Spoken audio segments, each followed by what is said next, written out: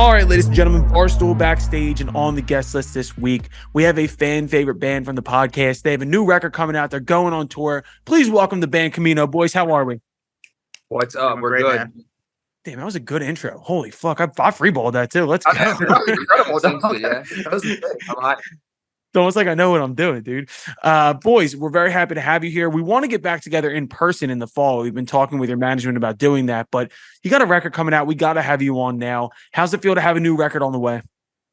Feels really, really good. It's out in 9 days, so we're getting like really close, and we're doing a lot of little pop-up stuff. We did a little like Nashville listening party last night with a bunch of Nashville homies and some fans, and did like a little like, you had to enter to win a spot, and it was packed out. We've done a couple of them now. We're gonna do one in New York, but we're just doing little things to kind of build the hype.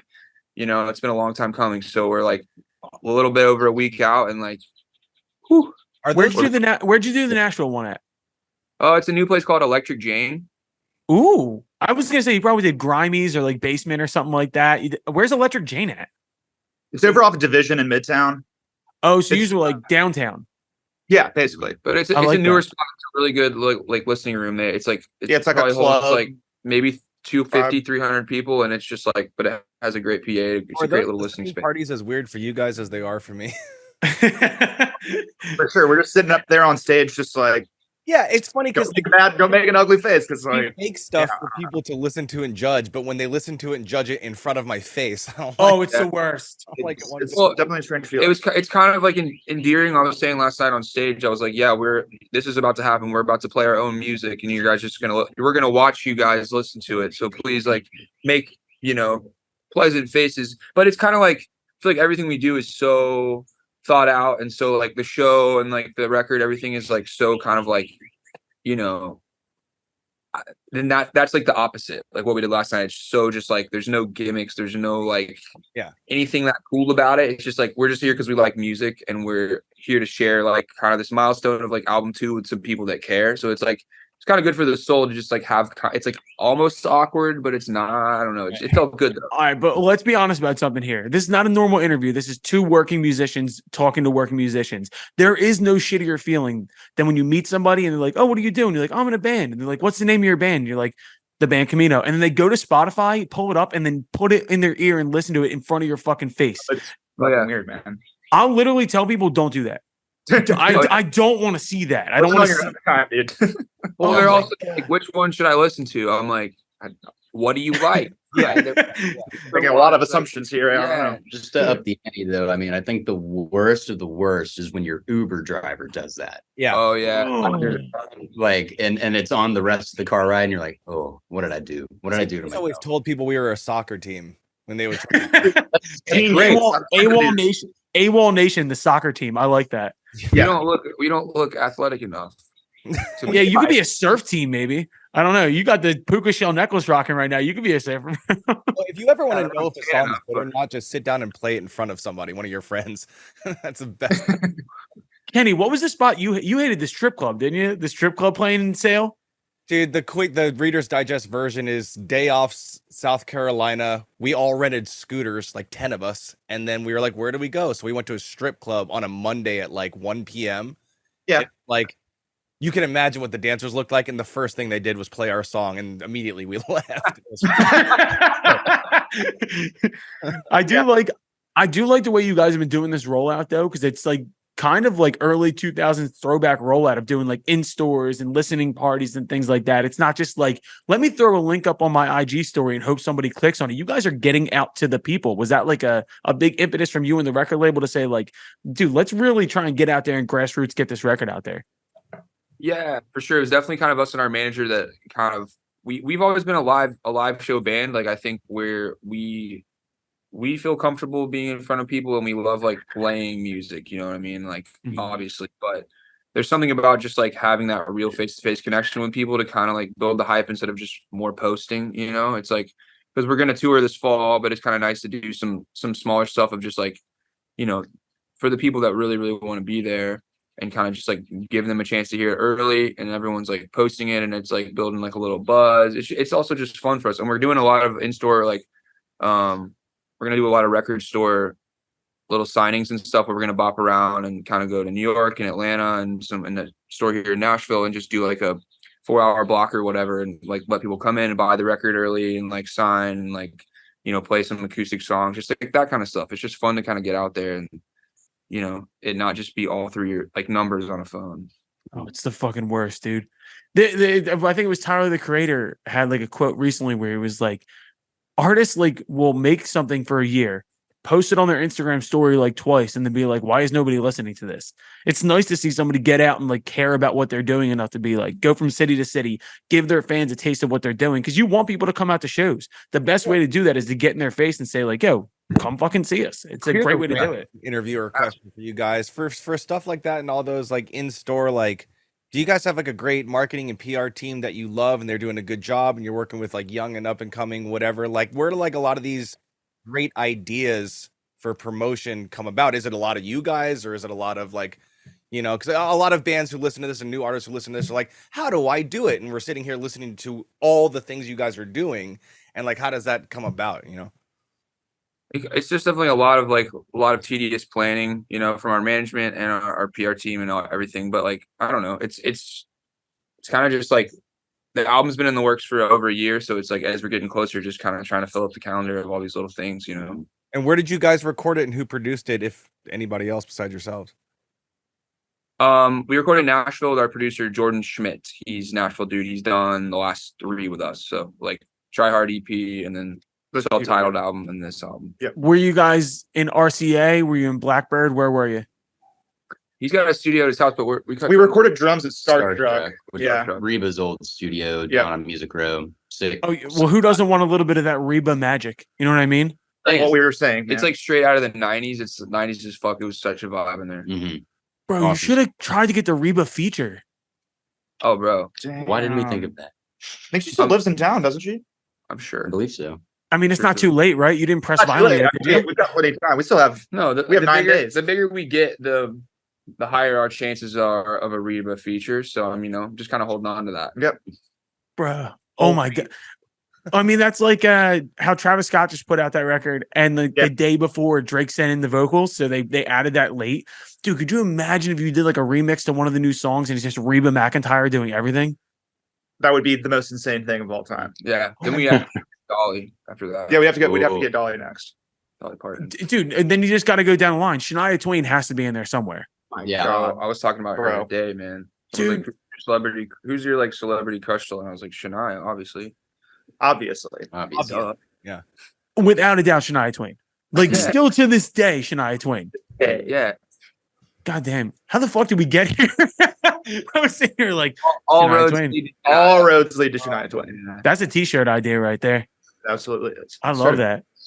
But yeah, I was doing like a little bit of background because I've been following you guys for a while now. You guys have been fucking hustling your asses off. You've been working your balls off for like 7-8 years now.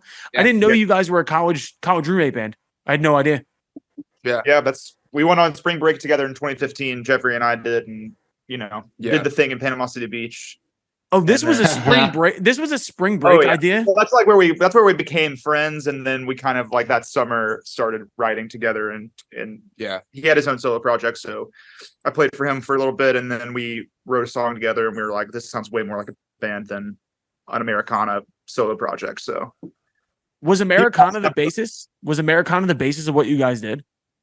I don't know. I grew up like kind of country, listening to country music, and then my departure from that was a little more like rootsy Americana, like less like mainstream country, but still kind of like rootsy, I guess you could say. And then I met Spencer, and he showed me he definitely changed my music tastes a lot. He just showed me a lot of music. I kind of was like not super exposed to a lot of music growing up, like I grew up kind of in a little bubble, so I got to like experience all these like kind of new things at like 19 and 20 that like most people had grown up listening to their whole lives, and I was like, yo, there's some crazy shit out here. And then we started a band.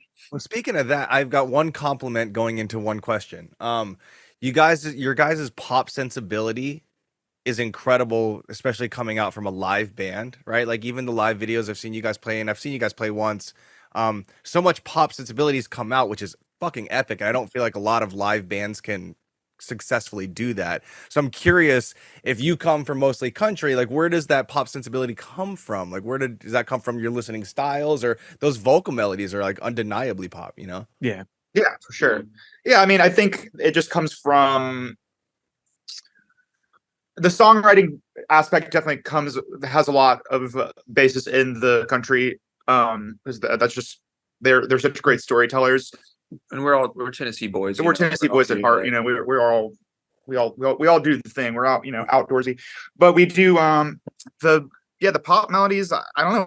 We like Taylor Swift, and we like Post Malone, and we like Drake, and we like everyone. We like listening to everybody. So I feel like we all love where music is at, and we also love like all the like historically classic shit. Like we're pretty like we love keeping up with like where music is, but also trying to take that and take like being inspired by a Post Malone song and trying to write a melody that maybe has some of that energy, but then arranging it in a live way with guitars and drums in a band, because I think having a country sensibility to songwriting and taking it into the pop world and making it what you guys make it is a great blend for longevity, because then you're actually writing good songs with the melody. So to me, like, that's a perfect formula. And I never really thought about it like that until Kenny just brought that up. But I think it's funny for you to mention the fact that you're fans of Taylor Swift when she's a fan of you. Well, she was a fan of us, at least at one point. She put one song of ours on a playlist, and we were still like, we were on our first tour ever, I think, in like 2018, our first like full US headline tour. We were opening for a band called Dangerous Summer, and we were first of 3 on like 200 to 300 cap rooms. And one day we just like woke up to like someone texted me, was like, "Congrats on the Taylor Swift playlist." And I was like, "What do you mean?" And they were like, "Look at Taylor Swift's like post." And we were like, "What do you mean, bro? What the fuck? You were first of 3 in 200 cap rooms, and then how much did that piss off the headliner? Yeah, headliner was amped for us. Everyone was stoked. We were geeked about it. Yeah, it was crazy. It was nuts. Yeah, they were amped to your face. And then when they got back to the van, they were like, "These motherfuckers." Shout out to Dangerous Summer. They put us on our first ever tour. They put the boys on, and here we are. So that was our first trip around the US. Yeah. You know who else? Guys, friend of ours, Adam over at. She is. Dante zooming in from his fucking Pixel Plus or whatever he's doing right now. Is my internet bad? Yeah, it's like you're like fucking zooming in from like a Game Boy. I don't know what's going on. Welcome to Barstool Backstage. This is banging. Dante, what band were you talking about? No, I was saying our girl Madison at Alt Nation has been Madison from Alt Nation. pumping the hell out. She's always pumping them. Dude, yeah, Madison. That's actually how. Shut the fuck up, dude. No. I think what he's trying to say is that's how he found you guys. Oh, dope! Alt Cool. Nation. Yeah. They've been amazingly supportive over there since the early days. Yep. Yeah, we found, I think Cannon was the other band that we found that we had on through Alt Nation. And dude, it's one of the few places left that you can actually get to the DJs and be like, "Hey, check this out." And they'll actually respond and then react and play it. Yo, shout out Jeff Regan, man. Jeff Regan, dude, all time. Good shit. I mean, the alt scene in general with radio has gotten so much different now, where like it's not as like interactive with the DJs. They don't really have as much pull anymore. Yeah, and sometimes you don't want to listen to Red Hot Chili Peppers or Smashing Pumpkins anymore. You want to hear something new that you haven't heard. That's fair. Whoa, Kenny, be careful, dude. You don't want to break the fucking cycle here. Of course, it's going to be Red Hot Chili Peppers every 13 fucking seconds. Be careful. But I mean, you guys have kind of had this career too, and kind of the way that my band has, you guys have obviously stepped up to a different level, but like living through different eras and trying to break yourselves in music industry. If you're talking 2016, 2017, you're still talking about prime alt radio era where that's your focus. Now it's kind of all over the place.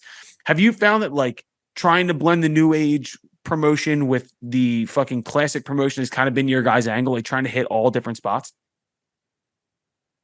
Definitely. Yeah, I mean, we just want to do whatever we can, and it's our following in real life is much larger, I think, than our following on our socials. So and we just believe in we believe in getting people in front of, like we were saying about the in-person stuff. just like if we can get people in front of us and convince them, like we see ourselves as likable enough guys to where I think that if we sit in front of somebody, we can get them to come to the show. So it's not always true about the internet. And obviously, you know, that's an incredible tool. And we use that as best as we can. But yeah, we try to mix it up, try to keep it fresh and new all the time. We also don't have. Oh, go. I was gonna say we also don't really fucking clue what we're doing. Yeah, also that. We just like making music, and we are lucky enough to have a team that kind of helps us figure out how to get in front of people. You know what I mean? Exactly. We're pretty good. I feel like our strong suits are like making music and playing shows, and then like other than that, we're like, hopefully someone hears it. You know, like, man. I feel like you guys are solid enough dudes though. Like you seem like actual human beings that like being in front of people is good. The internet is so good for musicians with no personality. Like you can fucking push yourself on the internet and give yourself a personality through TikTok and Instagram and all that shit. You guys actually seem like real human beings. I appreciate that. Yeah. We try really hard to do that. So which is it's fun for us because we do, like the amount of like followers and like stuff we have sometimes feels like we're playing way bigger shows than I feel like we would based on our like just our numbers. Like we're doing like 6,500 tickets in Nashville in like a month and a half. And it's like, I know a lot of bands that have like 1 million followers that are doing that shit. And we have like, 100%. That imposter syndrome thing is so, I mean, not that it's necessarily that, but I remember being on stage every night being like, who the fuck are you people? I'm like, where are you coming from? How did you get here? You don't follow us. You don't follow any of us online, but like, here you are. You see the lines outside of the venues. You're like, it's 3 p.m. What are you doing here? Yeah, why do you care about this? Go home. I would rather people care in real life than the internet, but I just feel like so much of people's kind of like, self-image and shit these days comes from like, as an artist, like, how poppin' are the socials, and just even from the label's perspective and the team is like, oh, we're so stoked about the shows or whatever, but like, so and so has more followers than you. So like we guys, it's like for these many shows, for you're playing this big of shows and the socials are here, like you guys must be doing something wrong.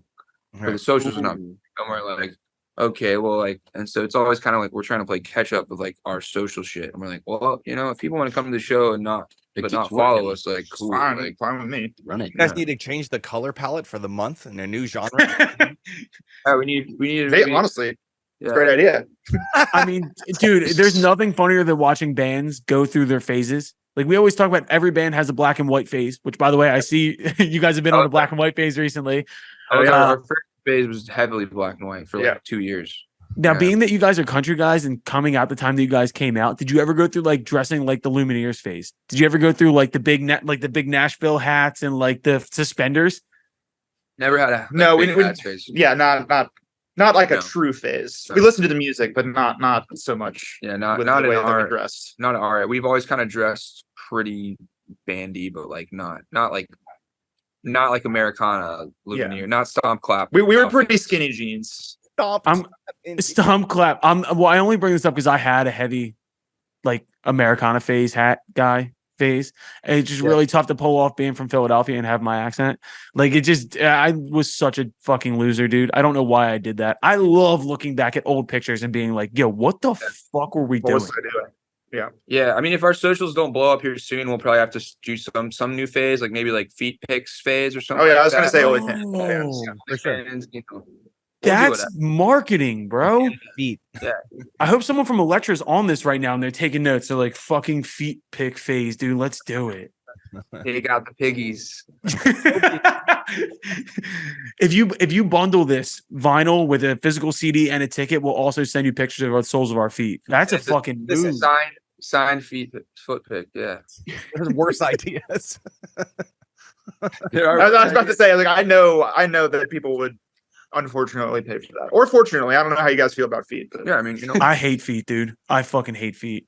They're not my thing, but whatever gets the job done. They do say that like 1 out of every 5 adults has a foot fetish, and then I sit here and I see that there's 6 of us. And I'm trying to figure out who it is. Could it be? It's definitely Dante. Yeah, Dante's a feet guy for sure, dude. Dante's got bad internet, so he's a feet guy. I got an actual music question. He's got a low key subscription. Being that you guys go back and forth singing lead shit, I'm curious because I have another band, Congos. They're on this podcast, and they have 4 brothers. They each write songs, and whoever wrote that song generally sings that lead. I'm curious if you guys either write songs for each other or if you generally sing the songs that you wrote. What's that dynamic? Yeah, kind of both. Yeah, a little bit of both. Usually like one of us is carrying the torch in the room, and it's like, if it's someone's brainchild, they're kind of going to sing it. But then a lot of times for this record, there was a few when we were in the studio, we changed. Like Novocaine is one on the new record that he wrote, and I didn't write on it, and he sang. And then when we got to the studio, I ended up singing like part of the chorus, and he sings other parts. So we kind of like sometimes switch it up just because like it used to be kind of just whatever, but this record we kind of tried to make it even just because we have 2 lead singers, so just trying to kind of lead into that and be like, make it pretty even down the middle. And it usually ends up being like that anyway, just because we both write a bunch of songs. But there's been certain songs, where like Spencer writes and then I'll sing, or like vice versa. Mm-hmm. We've actually never really gotten into like a real like tiff over like, let me sing this one, bro. Like, no, I want to sing this one. I usually just like we both want to sing it. It's like, we'll find a way. You want the verse, I want the chorus. All right, cool. Like, it's like whatever. I'm in a 2-singer band. It gets competitive sometimes where me and Erica will both be like, I want this one. No, I want this one. And then we'll both record the vocals, and then I'll be like, well, you're fucking right. I'm wrong. You should sing this. Like, we'll do that where we'll be multiple versions of a song. Totally. Yeah, we had that with Novocaine too, because we had one where I was singing the whole chorus, and then one where he was singing the whole chorus, and then one where we split it up half and half and like changed up the lines. And we ended up like sitting with the different balances and picking one of them. So it's like we did have multiple versions too, which was kind of fun. Yeah. Mm-hmm. I'm interested to hear the new record because I've been a fan of everything you guys have done thus far. But more than anything, I do want to see you guys live. Like, I feel like I haven't seen you guys live before. I've always heard that you're a live band. Was that a thing early on in your career? You guys realized like, all right, if we're going to push forward here, we need to be a live band. Like, we need to be a live attraction.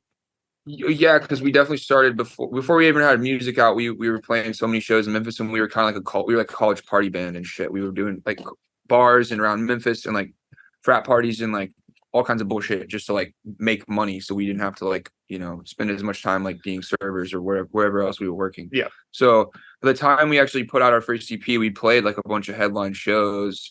And we like sold out. We had sold out like the local coffee shop that was like 300 cap or whatever, like a couple times. So we had like this little hometown buzz going on. So by the time we actually even put out music, we'd already been playing shows for like almost a year as the band CAMINO. So like we've always kind of like that's always led the charge. We were doing a lot of regional shows and stuff, even when we had like crazy thing to me, man, is that there's so many bands these days, or people who will form a band, make an entire record, right, and then go out and try to play it. And I've always been a bigger fan or a bigger believer in like, you got to play 100,000 shows and figure out what's what, right? Because I mean, you can make a great record, and then if it sucks live, you're the fucking worst. I always say that the live show is one thing, the record's the other thing. They're not mutually exclusive. So it's cool to hear that you guys played a lot of shows. Yeah, you might get people in the door for the first time, but if you suck when they see you, they're not coming back. You know what I mean? Like, you might get them. What's harder, making the album that pops, or play amazing in front of? He was so close. He almost got the whole phrase out. He's on like that satellite internet vibe.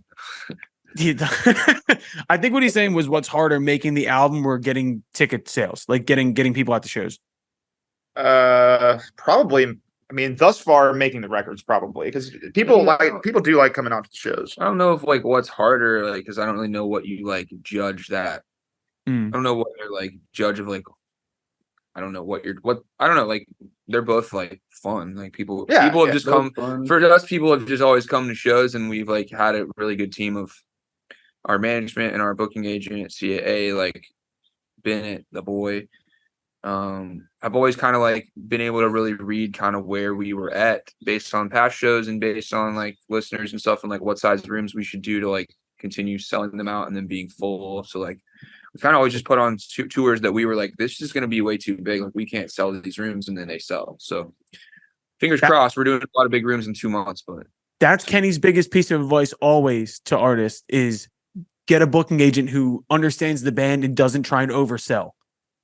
1,000%. Yeah, There's better to sell out, have a a packed room than like an Yeah, there's like algorithms that go with that shit, and a good booking agent will keep every room filled without. There's also like the demand of people who can't get the tickets, and you got to come back again next time and whatnot. I've been a part of sold out arena tours that were great, and been a part of half sold arena tours where they have to black out half the fucking place, and it's like, man, that fucking sucks. Shouts out Prophets of Rage. Shouts out Prophets of Rage. Get off more than they could chew first.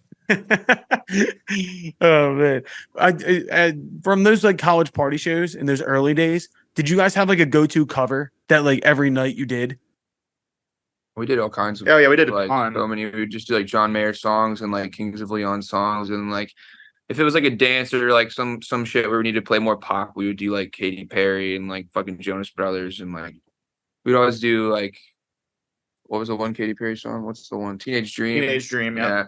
And we do like Burning Up by the jam. Joe Bros. Oh, dude, gotta do the Joe Bros. Oh, you guys were going towards that girl audience right there. You're doing the Jonas Brothers. No doubt. See, we went the opposite way. We would do Juicy by Biggie, and we would do Ride With Me by Nelly. Like we would try and go as fucked up as humanly possible. Just like That's the actually weirdest shit. awesome though. Dude, get out there and start doing Ride With Me by Nelly, and then I want you to shout us out on stage. This is inspiration. Hold on. We have about 2 minutes left, guys. Okay, we Sorry. got 2 minutes. Perfect. I was literally about to say we're gonna wrap this up. You guys are heading out on tour. The new record's out next week. When does the tour kick off, and where are you guys heading first? Do you know? September 14th in Philly. We're starting in Philly. Yeah, I'm here. Where, do you know? You guys are doing the Met, aren't you? Is it the Met? I think it's the Met. First off, dude, it's one of it is one of the best venues in the city. It's gorgeous. It's an old fucking opera house. It's dope. Awesome. Enjoy that. I will be there. I promise. Go. We'll see you there, man. And then we're gonna try and see you guys in Chicago as well when you guys are out on tour. We'll try and do some like more in-person shit, but we needed to get you guys on to talk about the record. Yeah, no doubt. Let's do it. And when you meet Dante, he doesn't glitch in person. It's great. Yeah. It's been great talking to you, Dante. Oh my god. The band I'm so sorry, guys. I was the most excited for this. He really was. I've been loving you guys for like 2 years really hard now. I was so excited to get you on, and I can't even fucking talk. Sorry. Yeah, there it is. That was a complete sentence.